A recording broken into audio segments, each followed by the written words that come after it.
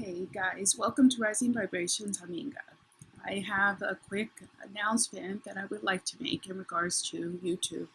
I just want to let you all know that more than likely I will be migrating kind of my platform to SoundCloud because I'm finding YouTube rather problematic.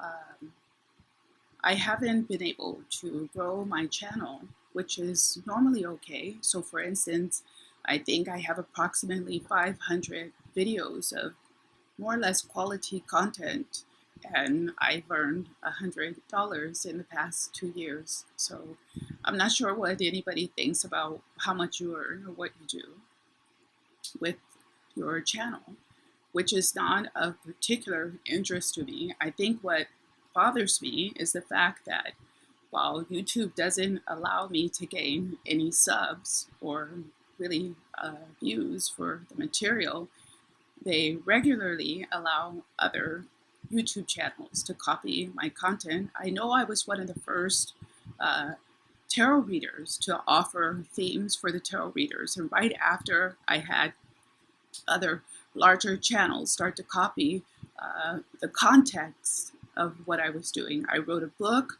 called A Fair Bitch's Guide to Getting Over a Lying, Cheating, Sabotaging Partner. And from there, I was guided to try to recreate some of the material in my book. For those of you who pay attention, you will see that my material is copied, which YouTube, in a way, is responsible for this. I bet you within a week you have other readers who start to do what I'm doing now with Tales for Tarot. Because I've been watching this, I haven't spoken up about it, but this is an art. And if you were an artist and you were creating material and other people were copying your material, you wouldn't like it. I can guarantee it. Or they should at least give some credit for the fact that they're picking up these themes and from whom or from whom. So we're going to go ahead and start the reading. Thank you for letting me vent.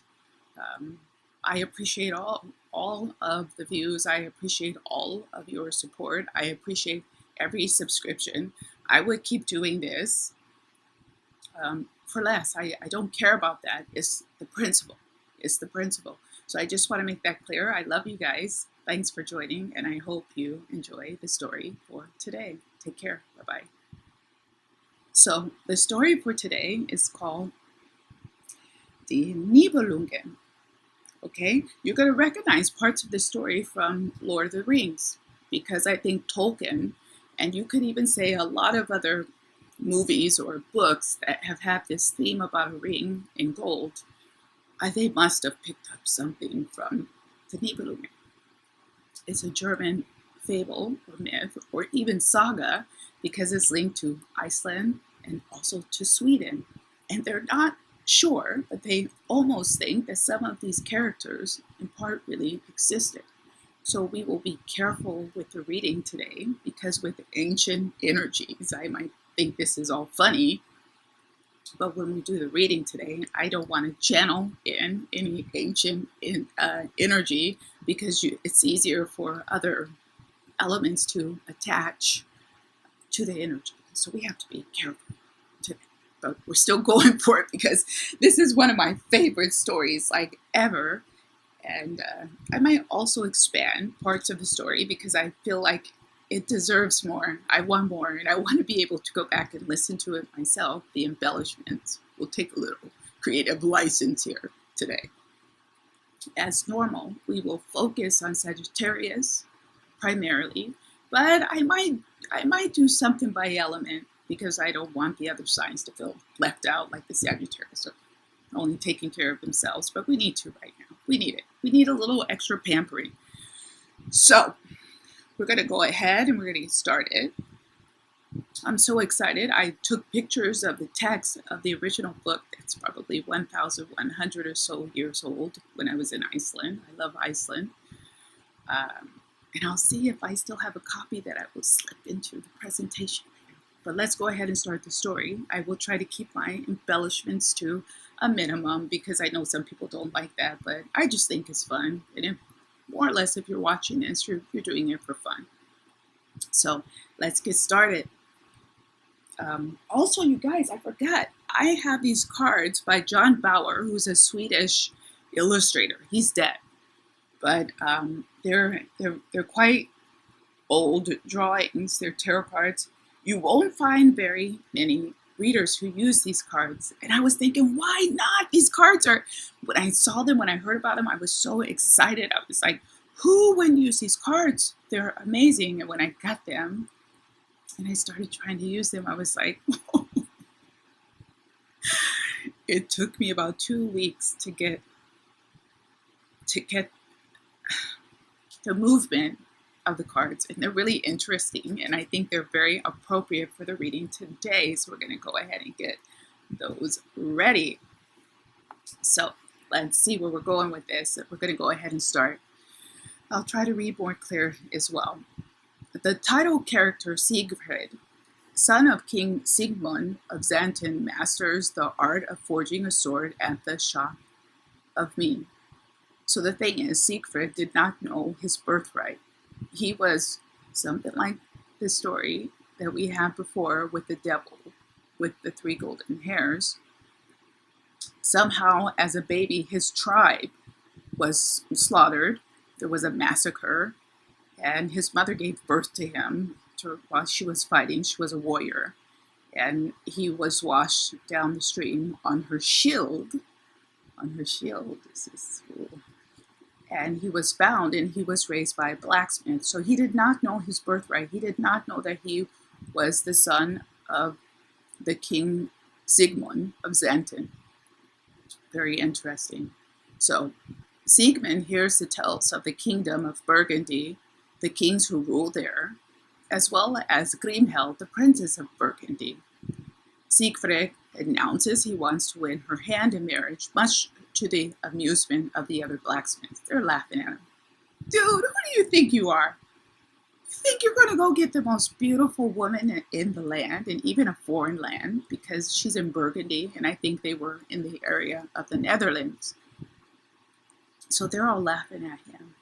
He's like, I'm going to go get her.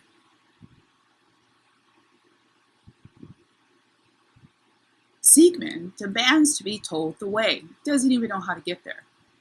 Mime, who is envious of Siegfried's skill as a swordsmith, claims there is a shortcut to Burgundy through the wood of Woden, wherein dwells a kind of dangerous creatures are dwelling there. So this is where the cards are appropriate, because we're going to deal with this ideal of trolls in the woods and goblins in the woods, which is still a part of Scandinavian culture to this day.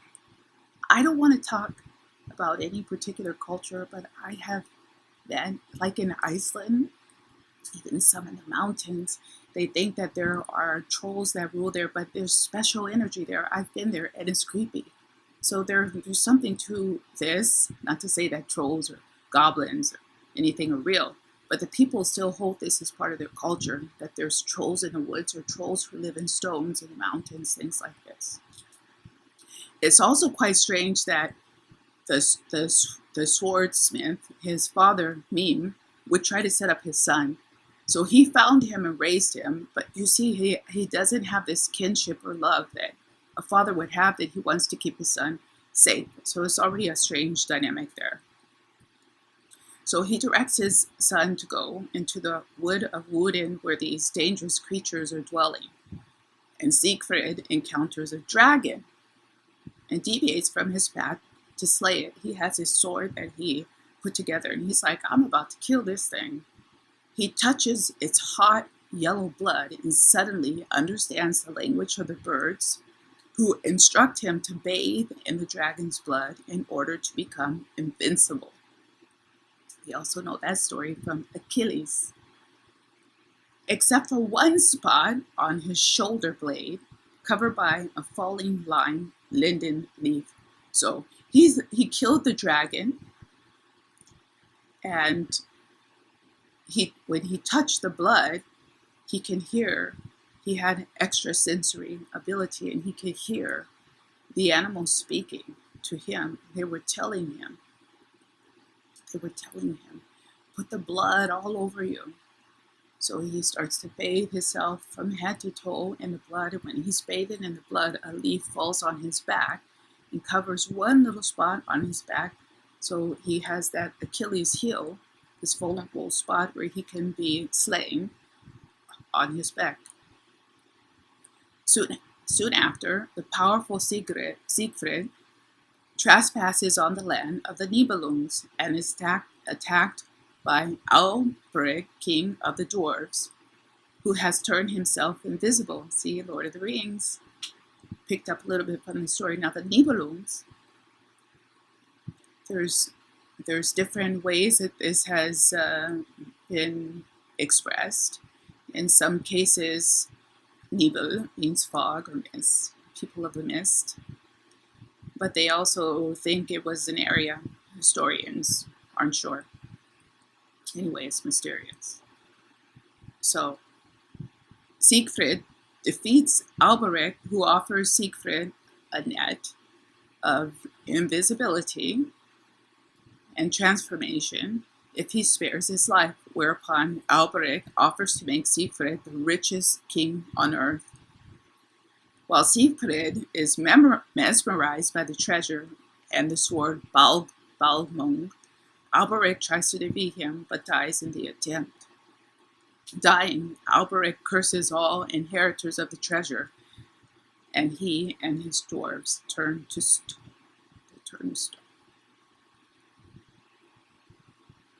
Gun games and all that. Let's see what else we have here. Siegfried finally arrives in Burgundy in his new guise as king of 12 kingdoms.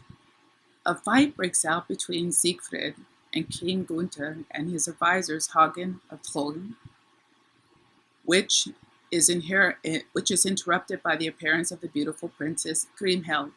Hagen asks Siegfried to aid Kriemhild's brother, King Gunther, to win the hand of Brunhild, the Queen of Iceland. The men travel to Brunhild's kingdom, where Siegfried feigns vassalage to Gunther so that he can avoid Brunhild's challenge and instead use the net's power of invisibility to help Gunther beat the powerful queen in a threefold battle of strength. The men return to Burgundy with Gunther, where Gunther marries Brunhild and Siegfried weds Kriemhild. Now, this is not telling the whole parts of the story because I know this story quite well. There are a few different things that are a bit different. Kriemhild, the beautiful princess back in Burgundy, used a spell to capture Siegfried. But Siegfried was in love with the Icelandic queen, and the Icelandic queen, who was an ice maiden, she's like, whoever comes to take me, they're going to have to fight me and show me that they're strong, otherwise I'm going to kill them. And she did. But Siegfried had these special powers. He had a cloak that made him invisible. So he fought the battles for his brother-in-law, future brother-in-law. He fought the battles for him. So this was also fake.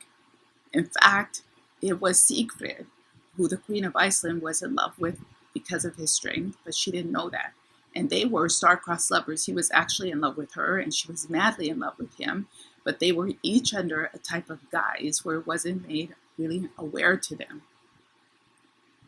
Also, this Princess Kriemhild was really bad because she put a spell over Siegfried to win his love when she hadn't earned it.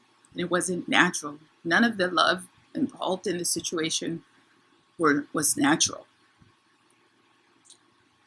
So, Brunhild, this is an Icelandic ice maiden, is not, however, completely defeated. She suspects deceit and refuses to consummate the marriage. So he's going in there to get some.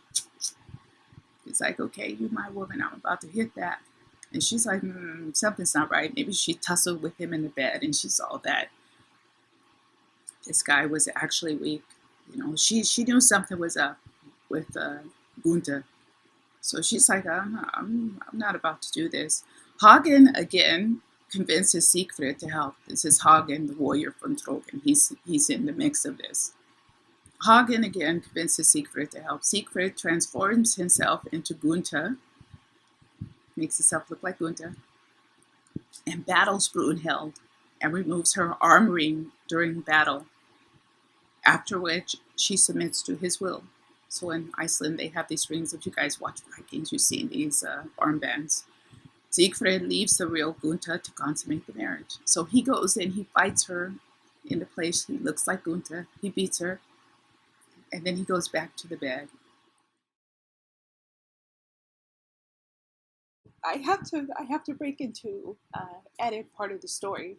This is a very critical part of the story that will come into play later, because in fact, Siegfried went back into the wedding bed because Gunther was in there and he couldn't get the job done. He couldn't get this belt off of her because she doubted him, and she said, "Okay, hey, you have to get this belt off of me." And he had Siegfried go back and take the belt off and then sneak back out of the room and switch places. But Siegfried kept the belt. For whatever reason, he kept this belt. Very strange part of the story, but critical. At night, to take her. He doesn't fight her. Siegfried fought her for him. And he knew this. And then he goes at night and he's like, "Okay, I beat you. I'm about to hit that now. Give it up." So this is really, in some cases for me, this is an affront to women, because I really thought Brunhild, the Icelandic queen, is just like, she's my kind of woman, and they tricked her to take her virginity. This is horrible. Kriemhild discovers Brunhild's armlet and asks Siegfried about it. So he must have, when he got it off in battle, he kept it. This is also, this is not right, is it? Siegfried discloses the truth to Kriemhild about his role in Brunhild's defeat. So he tells his wife, Kriemhild, the beautiful princess back in Burgundy, who tricked him into marrying her. So she already knows it's not right. And I think she knew he was in love with the other one. This is getting a little bit complicated, because I'm not sure if when Siegfried went and saw her, there was some type of a relation with her, that he felt love for her and she felt it. I'm not sure. But he tells this woman the story. Big mistake. Your brother had me dress up like him, disguise as him. I beat her, and then he went and consummated the marriage. Isn't she stupid? Ha ha ha. Aren't we guys? We're smart guys. We beat her. I wonder if Siegfried could have beaten her without his special powers. Isn't that something? But okay, he tells Brunhild the story. When the Nibelungen treasure that Siegfried acquired from Alberic arrives at the court of Burgundy as Kriemhild's wedding gift, Brunhild becomes more suspicious about Siegfried's feigned vassalage to Gunther. So she's like, "Wait a minute! I thought that he was your subject. I thought that Siegfried was a little guy and he worked for Gunther. He's like one of his knights, and he's like all this gold, or what's? This is weird. These guys are shady." So she's wondering, she's like, "This is weird." Brunhild dons the queen's mother's jewelry and proceeds to the cathedral to enter as the first person, as it is her right as the Queen of Burgundy. So Brunhild is the king's wife. She takes her mother-in-law's jewelry, and they're going to church, and they're on the steps of Worm Cathedral. I've seen it. It's massive. It's impressive. And she wants to walk first in the procession, because she's like, "Okay, I'm queen. I guess I might as well enjoy it. I know these guys are shady as hell, but okay, I'm queen. I'm about to show this." And she was a queen in Iceland as well. Here we go. Kriemhild, the princess, lower position, tries to take Brunhild's right away, and an argument erupts between the two queens. Kriemhild betrays her husband and brother's secret to Brunhild, who then confronts Gunther. So she tells her, oh, okay, you think you got it like that? You think you're about to walk in here ahead of me? You're nothing but a dum-dum. And he took your virginity, and he tricked you into coming here because it wasn't my brother. It wasn't Gunther. It was Siefried. And guess what? I got your man too. That's right. I got him. I know you want him. I got him. He's mine. So get out the way. Move. I'm going in before you. Fall back. Know your place. Stay in your lane. Oh, big mistake, I would say, for the Ice Maiden. I'm sure that was a mistake. So she. Okay, you guys, this is another critical part of the story because, in fact, Kriemhild had her belt. So she had Brunhild's belt that she stole from her husband, and this was a symbol of her virginity. So she got the story from her husband Siegfried. She stole the belt. She got to the cathedral steps, and when they had this altercation, which she purposely orchestrated because she knew that Brumhild was queen and she should go in first, she pulled out the belt and was like, okay. And she made those accusations. Like, you've been sullied. What did they say? You're damaged property because, in fact, my man took your virginity, and here's the belt for proof. So she was looking for a fight, and I suppose she gets it. Back to the story. She confronts Brunhild. Brunhild demands that Siegfried must be killed, which she justifies by claiming that Siegfried stole her maidenhood when he struggled with her on her wedding night. So when he was in there playing like he was Gunther, he was disguised like him, he had her, he took her. So this is even more demeaning. It's like, oh my God, wow. Wow, okay. Hagen von Trog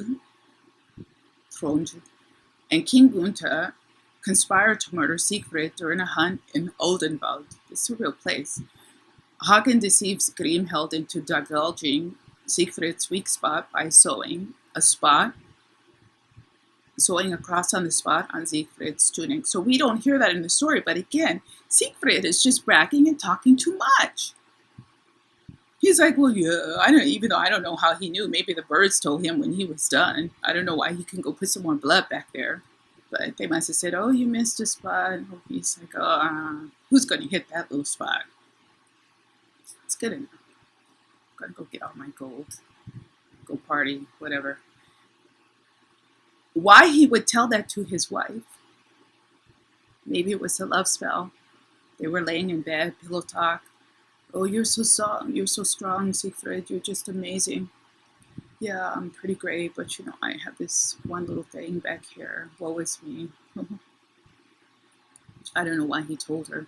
After the hunt, Hagen challenges Siegfried to a race to a nearby spring. When Siegfried is on his knees drinking, Hagen pierces him from behind with his spear.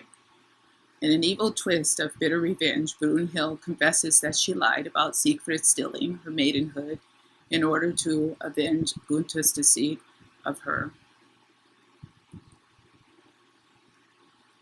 Also, Brunhild, the Ice Maiden from Iceland, says it was all a lie. I guess she felt bad afterwards, like, okay, he didn't actually have sex with me. Gunther, it's okay. You were the first one who had my virginity. So I guess that was a whole ego thing happening there too. Even though that was his buddy and a huge, powerful figure. Maybe he wanted his gold. We can't be sure. They somehow wanted him out of the picture. I think maybe he thought also he could be a source of competition. And why not? They just would get rid of him. But I think it had a lot to do with the fact that he thought his friend betrayed him if he had sex with her before he did. here we go. Kriemhild, the wife now, Big Mouth, demands her family avenge her husband's death at the hands of Hagen, but her family is complicit in the murder, and so they protect Hagen. Kriemhild swears revenge against Hagen, while Brumhild commits suicide at the foot of Siegfried's corpse, which has been laid in state in the cathedral in Worms. So she goes and kills herself because I guess she just feels so guilty, and maybe this spell is broken, and she realizes that she loved him because he was the one who conquered her and not the other one. And yeah, so there's something there because it was a spell that was put on him by Kriemhild in the first place. She got him unfair. So we go to the next thing, Kriemhild's revenge. Because now she's just blazing mad. Her whole family's against her. They killed her man. I can imagine he was impressive in all ways. We won't go into too much salacious detail, but he was a hot thing. He was a hot commodity, that one. Kriemhild tries to win over the people of Burgundy to help her exact revenge against Hagen, to whom her brothers had sworn allegiance. Kriemhild bribes the people with the money and the treasure from the Nibelungen horde. So she's giving them the gold from Siefried. Margrave Rudiger of Becklarn arrives unannounced to Kriemhild on behalf of his king, King Etzel, who resides in the land of the Huns. So now we get to the Huns, who were something like Mongol raiders who were encroaching in Europe. So he came to get, I don't know how they heard about her, but he came to get her for the Huns. By the way, the Huns were in Switzerland at that time. That's right.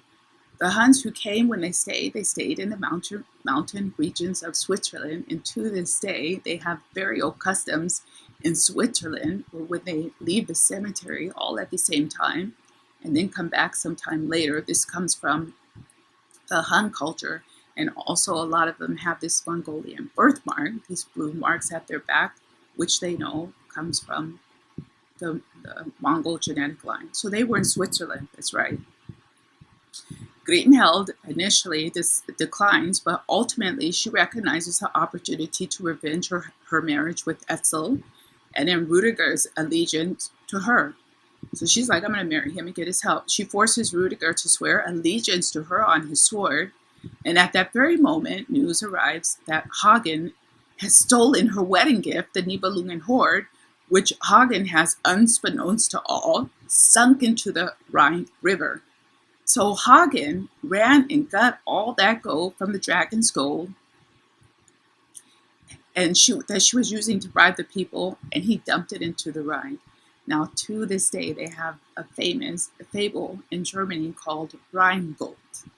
And it's from this fable that people really think, since this was a partially true story, that there is some gold somewhere in the Rhine River. Kriemhild travels to Etzel's lands and accepts his hand.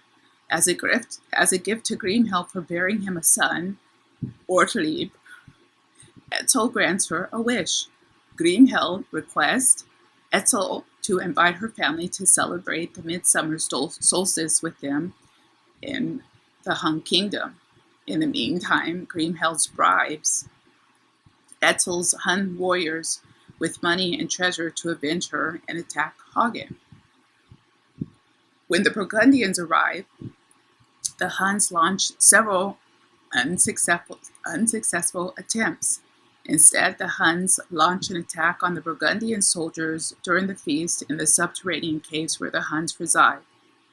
The Burgundian knight Danwark manages to escape the melee and warns the Burgundian kings, who are feasting with Etzel and Kriemhild in Etzel's palace.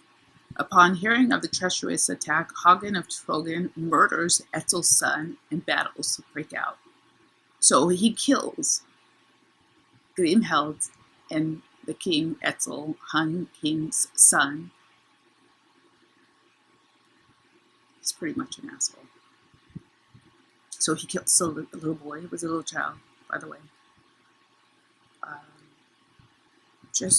He didn't have to kill that child. He just did it for revenge. He's just like a jerky kind of guy. So Dietrich of Bern, Switzerland, manages to negotiate an exit from the hall for Etzel's royal entourage, which leaves the Burgundian quest imprisoned in Etzel's palace. So the remaining of this is just a battle. They're just fighting it out, and yeah, they go to battle like Tor in this space. It's like a standoff. Kriemhild offers her family freedom if they surrender Hagen to her. They decline. Ultimately, Kriemhild calls upon Rudiger to fulfill his oath of allegiance by attacking Hagen. Rudiger refuses, but is forced by Etzel, the king.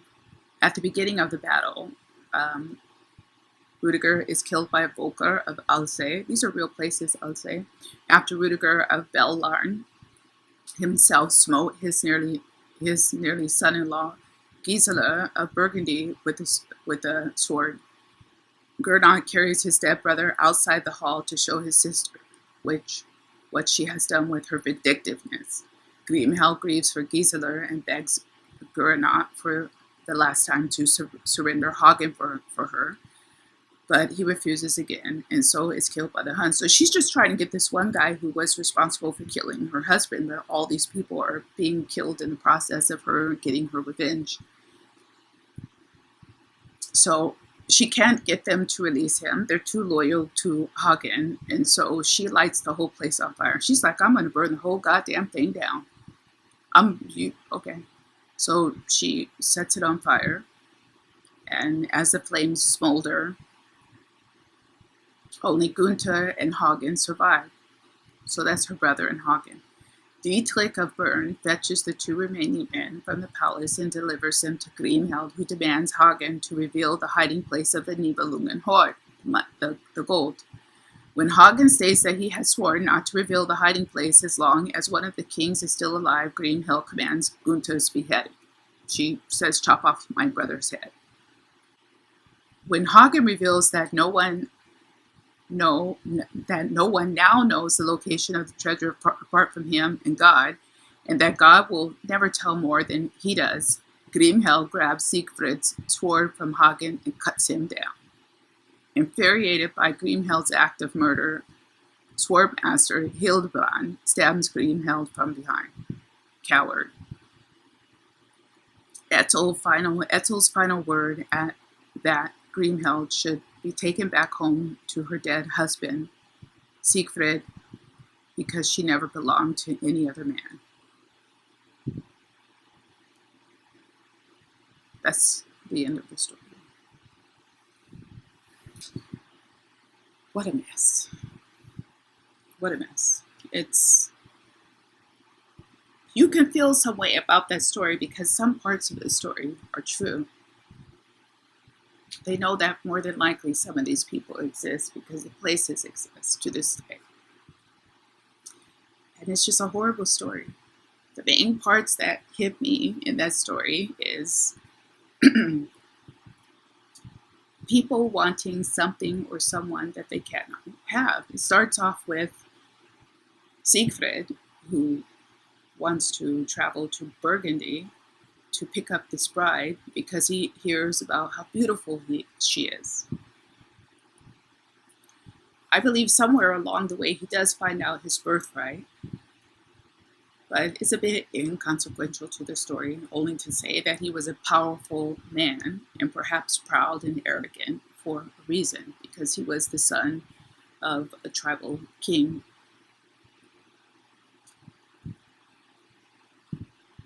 But the reasons why he wanted this woman was perhaps, not commendable. I mean, should you really just want someone because you hear that they're beautiful? Because this was the main motivation for why he wanted her.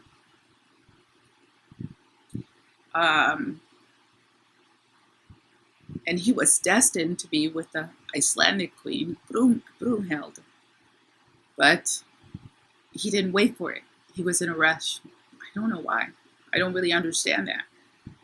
And then the queen, this woman, Kriemhild, she was a monster because she had a witch put, they don't say that in the story, but she had a witch put a spell over Siegfried. So you can imagine that she knew in all of this, she was the most guilty because she knew that Siegfried belonged to somebody else. So this is kind of the root of the story, that she's manipulating things in an unnatural way to get a man or a person whose love isn't due to her. It's for someone else, but she wants it.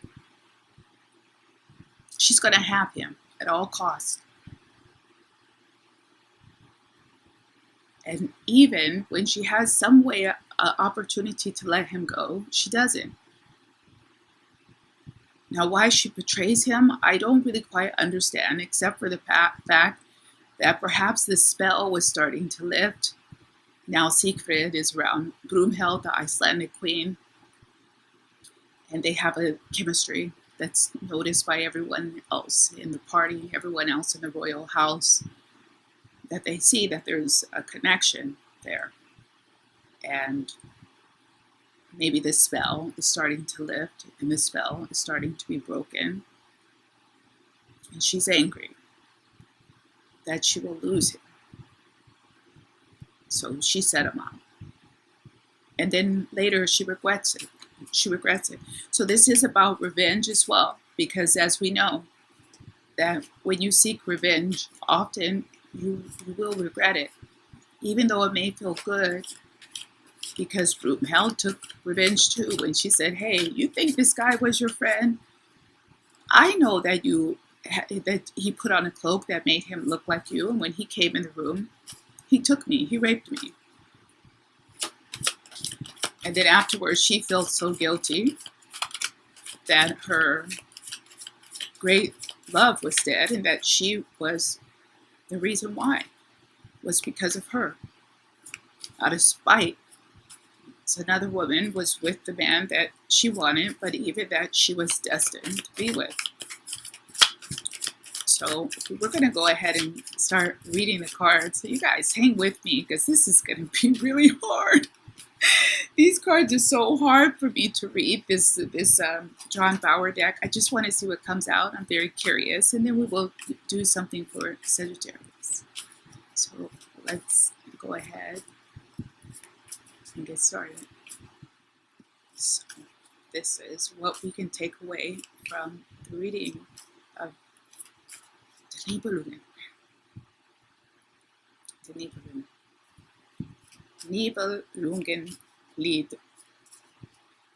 It's a German epic poem. So here we go. We're starting off with the Hierophant. That seems rather appropriate to the reading. But reading these cards is another story. I wonder if that will come into focus.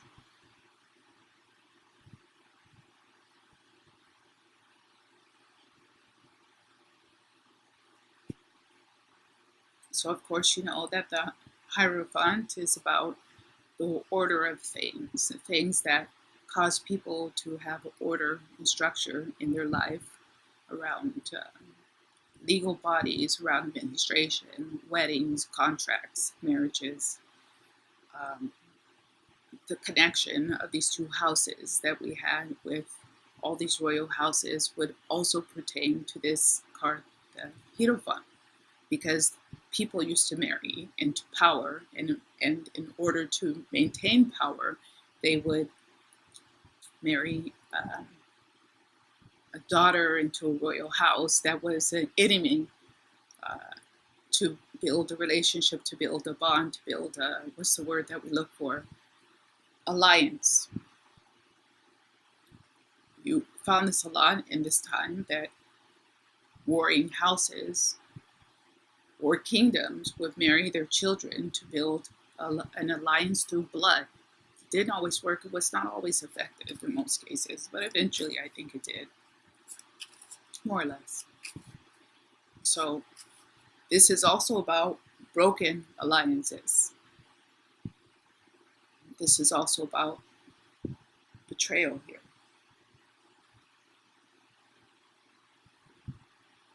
I'm not sure who was innocent in all of this. I would say probably the only innocent person was the child, over tall, little Swedish child, I forget his name. Kriemhild's son with King Etzel in Switzerland of the Huns, who was murdered by Hagen von Troll. He's the only one who was innocent. Everybody else was guilty. In essence, when you have people around you like your parents who are running around making those kind of mistakes, now we're going to have a difficult time to make a one-to-one comparison to work with it, but it affects their children as well. All of this nonsense and this fighting. This is even when you have a divorce. We know that the children are, you see the little children here. Wish I could get this to focus. Is that going to focus? No, but you see the little children that are impacted when their parents are fighting or divorcing. So when these houses were warring, you can imagine there wasn't much peace within the family units or even with the children. A lot of people suffered even before they had this melee of fighting and warring and all of this. It was a disaster for anyone involved with that. What else with the Hierophant, the Hierophant? This is also about false contracts. When you marry someone, when you take those oaths, that you are dedicated to that person, how seriously do people take that? And if you're marrying someone who you know isn't right for you, or you use some type of manipulation to get this person to marry you or to be with you, now that manipulation would be different for everyone, and the motivation would be different for everyone. How can you forge a contract essentially on a false truth or something that doesn't exist? You're making a legal contract in the world for even emotions that doesn't exist. If you take a person who is under a spell in the story, how do you see a modern day spell? A spell of a sexy body, sexy face, beautiful face, a lot of money. Doesn't have to be a spell. I think he drank something that a witch gave Brumhild. There's different kinds of spells that are existing that doesn't involve conjuring. Okay? So how correct is it when you're aware of it that someone is attracted to the money and not the person?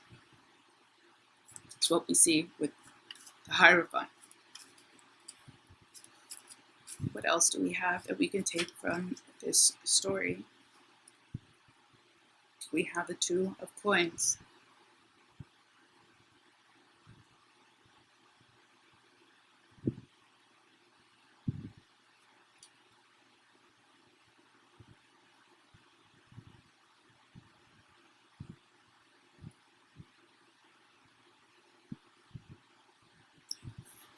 For me, from the story, this is Kriemhild. I wish this would focus better.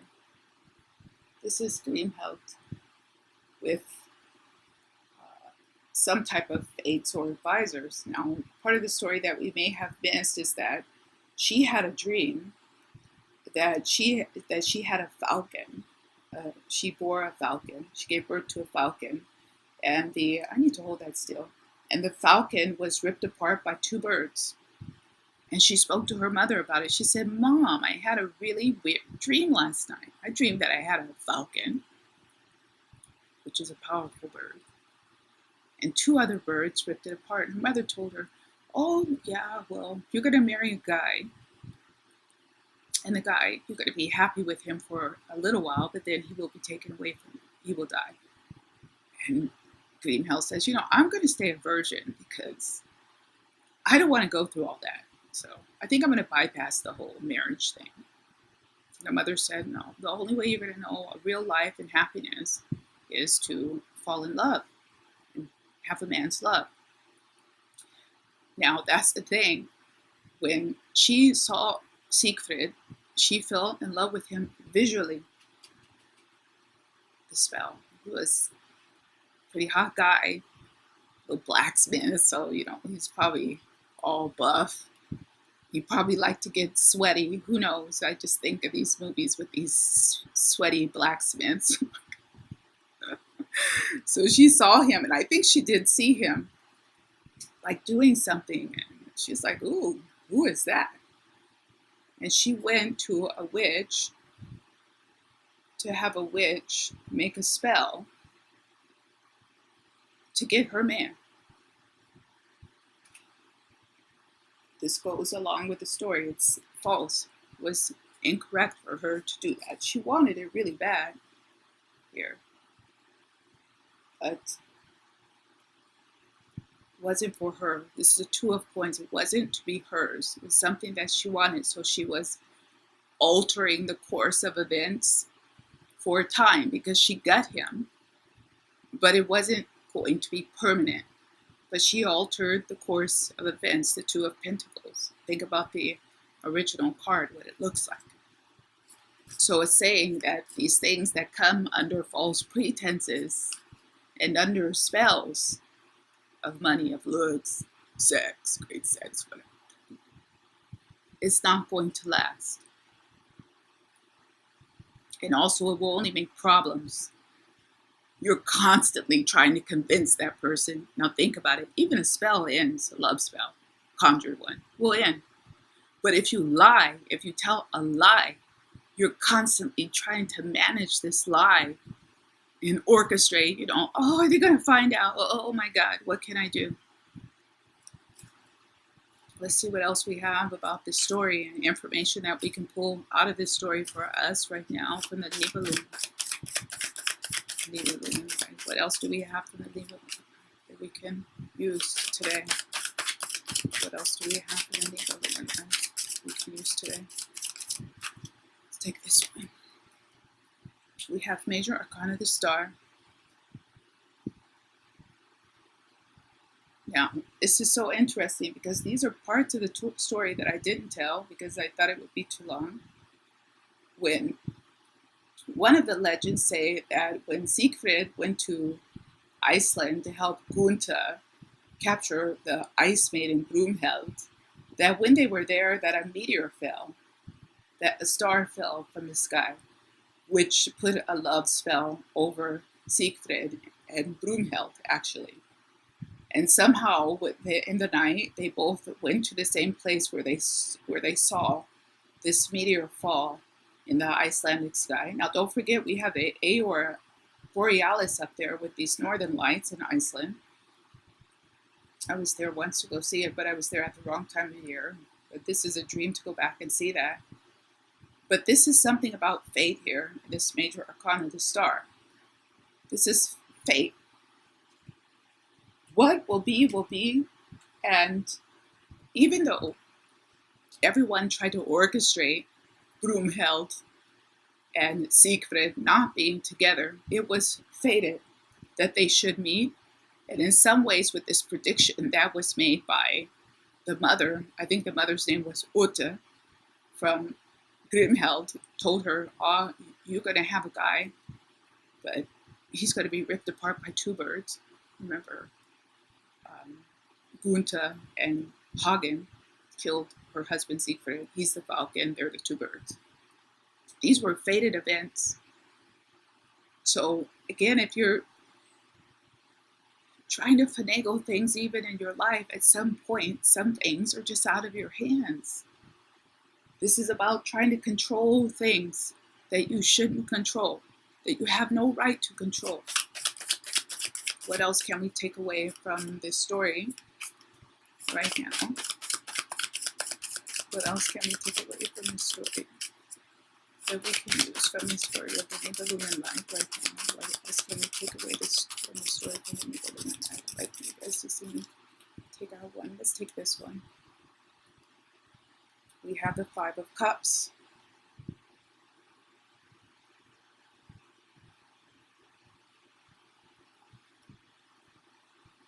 So all I get from this is that Kriemhild was a bit of a miserable figure from the very beginning. For me, this is her keeping these other two apart who were really in love, and the guilt associated with keeping two people apart, or the guilt associated with cheating, especially in the area of love. This is also her going to beg the witch for the love spell that she got to capture Siegfried under false pretenses. She went and begged the witch for that and gave it to him. What a horrible thing to do. I mean, really think about it. This is horrible. That you put someone under a love spell. You can want someone so bad. And initially, he wanted her. I don't know, because I hear different parts of this story that, I don't know, he was a bit of a cat, Siefried. He may have wanted her, and then after he got the gold, he was like, I'm over it. There's a lot of other hot chicks around here. She's okay. She's not what I thought she was. And she's kind of cute, but I don't know. I'm not convinced. But you go and you give someone a love. I don't want anybody who doesn't want me, because it's just going to lead to misery with this Five of Cups. I don't want anyone who doesn't want me. And if you put that in the middle of any equation where you're having challenges in love, it solves a lot of problems. You don't want me? Okay. I'm a bit disappointed, but whatever. Because I don't want to have that work in the Two of Wands trying to keep something together that doesn't fit. If it don't fit, don't force it, turn it loose and let it go. Period. It's just not worth the trouble and the problems that can come from those situations. Let's see what else we have. We're going to pull two more, and then we're going to start the personals for Sagittarius.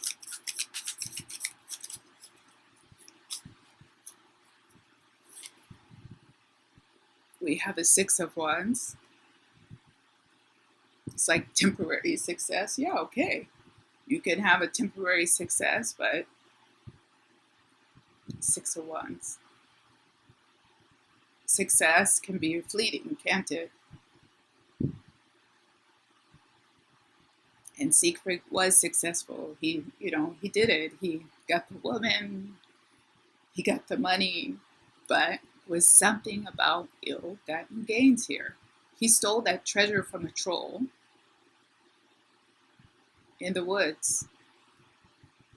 And you already know, especially with the Hierophant here, it's probably not going to go very well, especially after he was cursed by Albrecht, the troll. He's like, yeah, okay, you're going to get this, but you're not going to enjoy it. Not you and not your children. For some reason, too, I think, you know what, that was left out of the story. Siegfried and Kriemhild had a child that was killed as well. Not just the one that she had with the Hun, but also her. That's why she was so angry that the child that she had with Siegfried was also killed. And that was part of the curse from that gold. Somehow, Hagen and her brother were involved with killing the son that she had with Siegfried. They leave that out of the story. That's why she was hot. That's like she was, I'm about to kill everybody. I'm going to burn the whole place down. You guys killed my baby, killed my man. But it was ill-gotten gain. Any success that you take in that way won't hold, it won't last. It's a false contract. What else do we have? Last one. Let's make it good. What else can we take from this story right now? Tales of Terror, the Nibelungen. I love this story. I'm going to go ahead and take this one. We have the Page of Swords. Just lies. And we know all the characters who were spitting the truth and lying, even lying to themselves. It's a sneaky character. The Page of Swords. This is something about false scenarios. You know, someone lies to set up a scenario. How much do you want to deal? Now think about that. Someone lies to create a scenario, to create a situation, and you find yourself in the middle of that real life situation that was created by a lie. Now that could be a marriage based on a lie, which is so vast. You go, oh my God, what? This person isn't who they said they were? That's for those who are dealing with a narcissist, who have had a persona. You find yourself in a very bad situation when you have put yourself or been put in a scenario that's based on a lie, as all these characters did. This was a disaster in the end. And they all pay for it. So I'm going to pull just 4 more just to confirm the energies, because those John Bauer deck, that deck is not a joke. You can see the images on it. And I think it's so fitting because he did all the illustrations for, this was for 100 years ago. He's long gone, but he did illustrations for Swedish fables. So I thought it would be really appropriate to use those cards for this. So we're going to just pull 4 more of the Rider-Waite just to see if the energy is perpetuating itself. This is exciting. So this is for the Nibelungen Light. We have the 8 of Wands. Show that. Just like to show. 8 of Wands.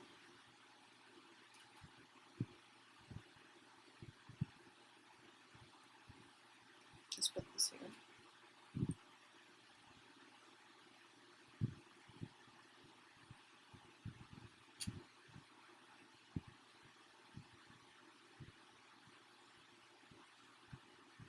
There's a need.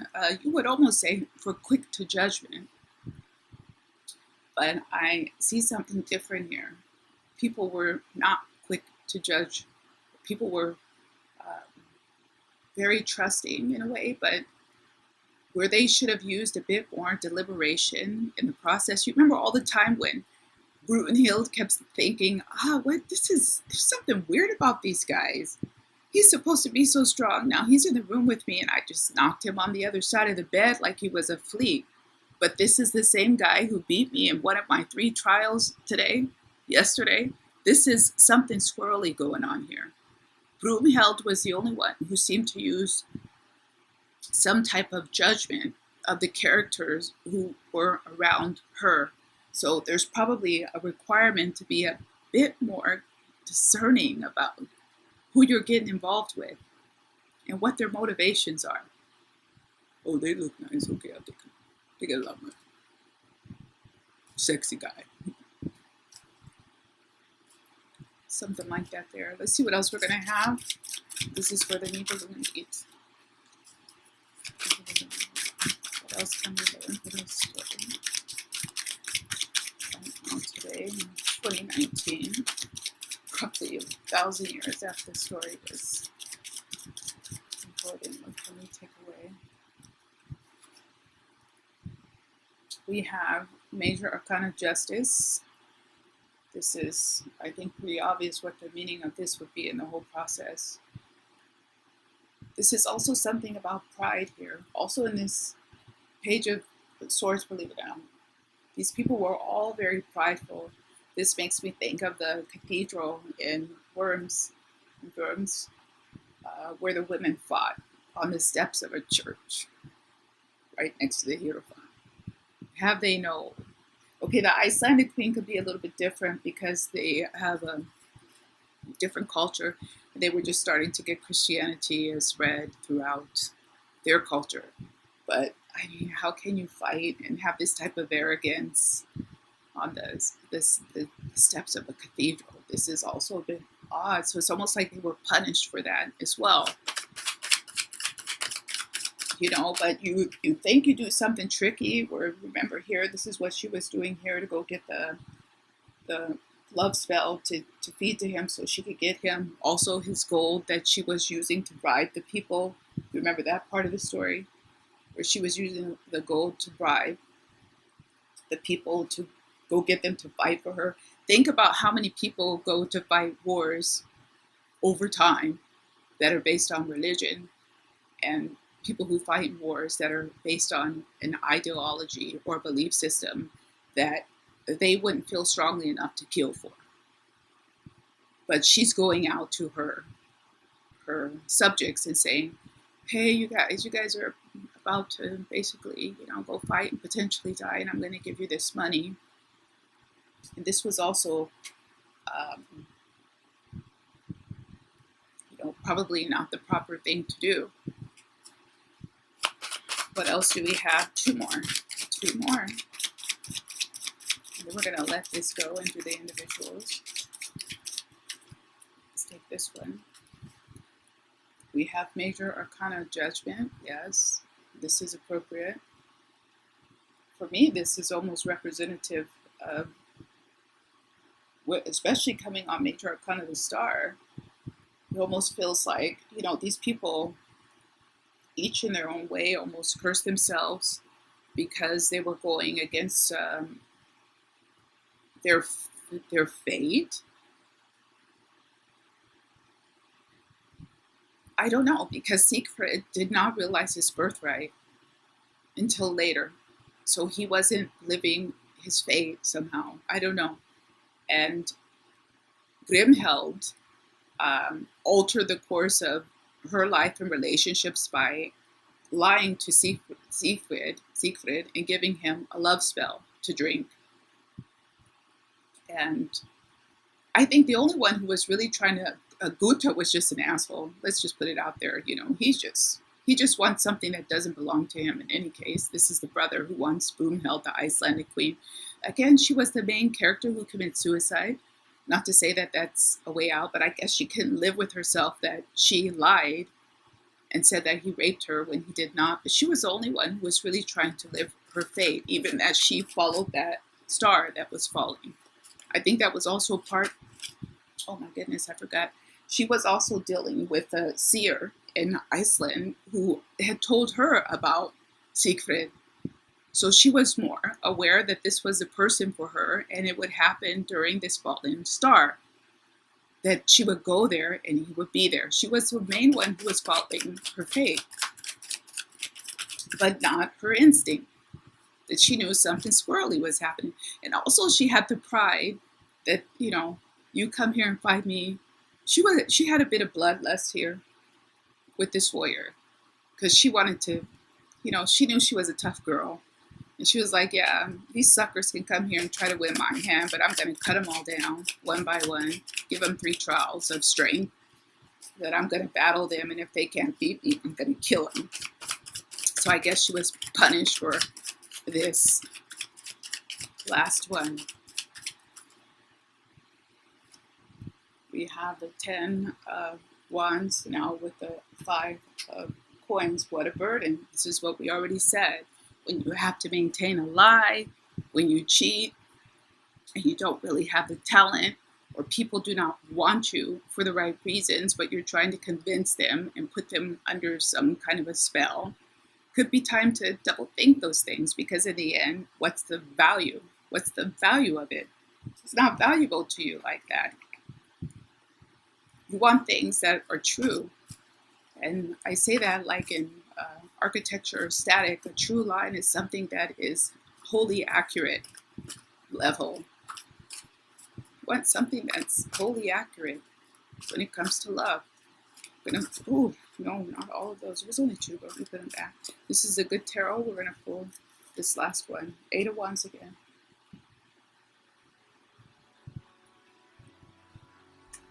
For me, that's, again, something that is true. Something that hits also the bullseye. We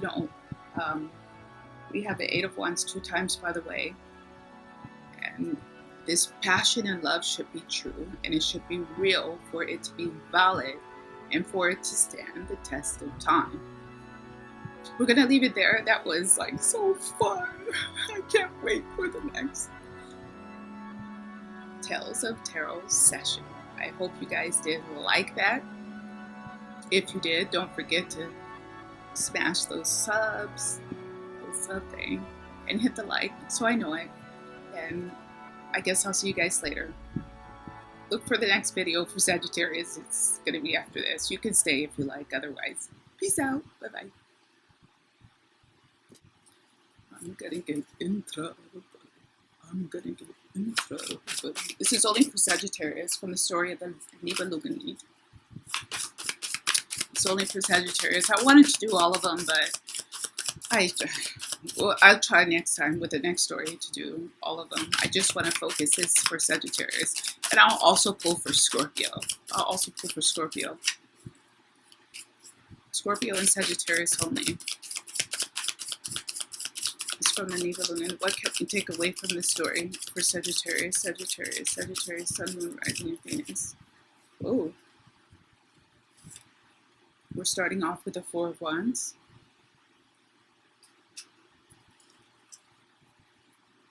These cards are very difficult to use. This is the Four of Wands.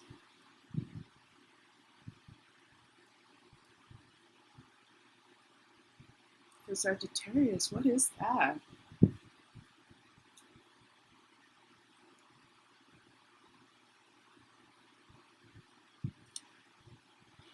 Now, this is very odd because we heard the story, and a lot of people were assisted by seers, by visions, by intuition, by a spell, a love potion. This is what I wanted to say earlier. By a love potion, by a seer, a Vikid seer. There was a lot of assistance given to a person for them to achieve their dream, whether it was right or wrong. And for Sagittarius with this Four of Wands, and you see this character being aided on their journey through the woods by like a taxi in a way. And all these mushrooms growing. It seems to me like Sagittarius will be aided or get help. I know what that's about. It's really odd energy coming through. Just for Sagittarius, they will be aided. Let's stay on Sagittarius. What else can Sagittarius take from this story? Can you believe? What can they take from the story today? It's for Sagittarius. We have a King of Wands. You guys, I know the cards are freaky, but they're appropriate for the story. We have a King of Wands for Sagittarius. Wow, Sagittarius, you know, I'm not sure what to think about this.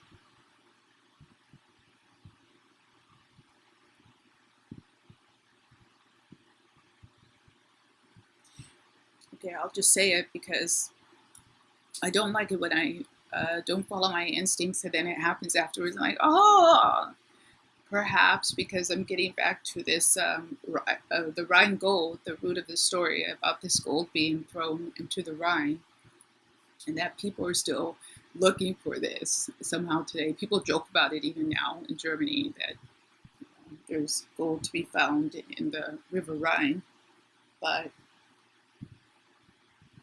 again, it seems that Sagittarius will have a type of assistance or power given to them, or help, assistance, power. Could be a raise, it could be a payoff, but something that makes them more powerful. I don't know what that is. Something that makes you more powerful. You have to know what this is for yourself. Something that will make the Sagittarius more powerful.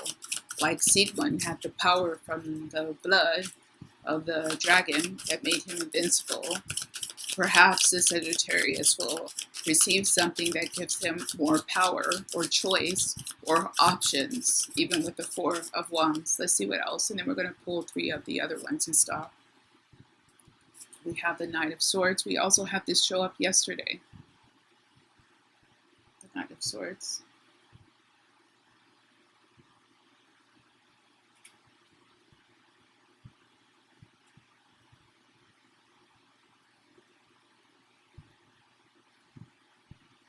Yeah, something is coming in fast for Sagittarius. I think we got this yesterday. I don't know what this is, though. We said prepare yourself in the last one for, be prepared for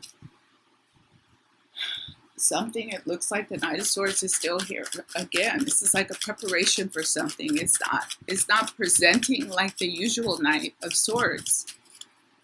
Again, stabilized by the King of Wands and the Four of Wands. This is a preparation for something that you do not expect. So I don't know what you're expecting that you've been waiting for, that will come through, and you should be prepared. Let's pull 3 more for Sagittarius. We have the 7 of Coins. Something that you worked on, expected, you've been waiting for, that you gave up on, that you didn't believe in anymore. Let me show you.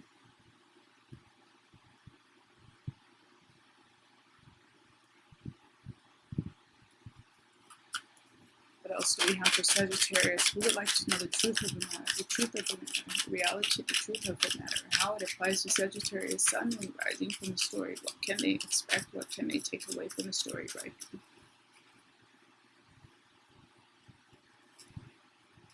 We have the Knight of Wands. I give up, guys. I give up. Just, I can't keep skirting around the issue, because I don't want to build up false hope, but it looks to be something quite positive coming in for Sagittarius in terms of something that they may have lost or given up on. Last one, the 4 of Cups. You gave up, or don't give up even quite yet.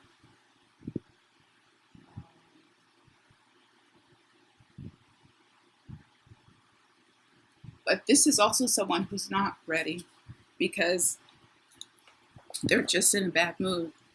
Like, I don't want to deal with that. I don't want to, no. And then the right one is like, oh, did I just say no, give it to me. Never mind. I said the wrong thing. I didn't mean that. No. I'll take it. So they're ready to have their mouth ready to say no, when they probably should say yes. This is what I see for Sagittarius. Let's go ahead and stop. I'm going to do Scorpio now. This is for Scorpio, Sun, Moon, Rising, and Venus. This is for Scorpio. Tales of Tarot, the Nibelungen Lied. What can Scorpio take away from this story? What's in it for Scorpio? What do they need to know? What can benefit them from the story right now? We have the Ace of Cups.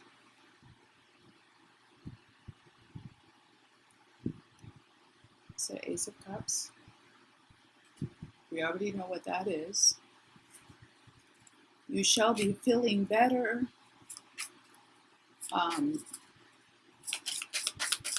You do have a temporary, I don't know, a temporary go-ahead or window of go-ahead or go-ahead for something.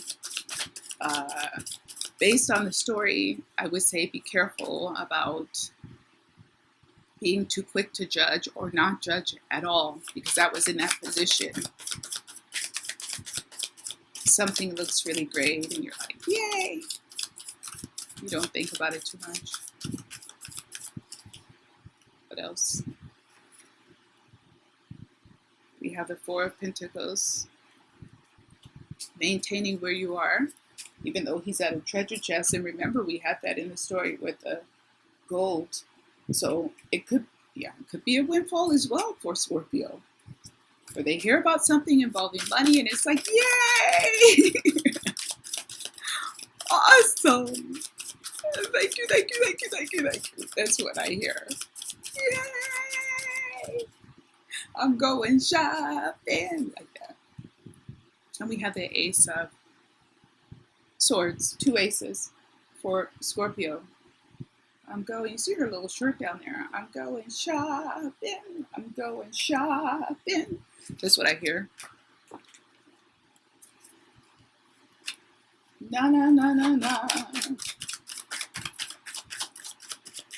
Last 3 for Scorpio. With the Nibelungen Lied. What can we confirm with the final energies for Scorpio. Scorpio Sun, Moon, Rising, and Venus. Seven of Swords. Remember, be discerning. Same position. Someone tells you something, double check it. Don't just be so happy with it or take a first offer. Make sure it's proper and appropriate. There's something about that there too. Someone might try to offer you less than you deserve. What else do we have for Scorpio? Take this quick payoff. Here, this is good enough. No, go back and fight a little bit. Go back and fight a little bit. This came in the same position for Sagittarius. Don't just take the first offer, even if you're nervous. Find a way to keep it. Yeah, it looks interesting. More or less, I'll take it, but it should be like this. This is what, oh, this one came on its own.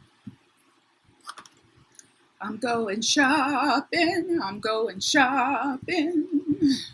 Na, na, na, na, na, na, na. Scorpio's going shopping, they're going shopping. They're going to get something with money.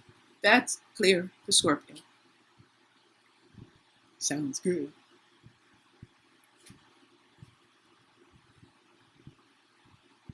Rhinegold.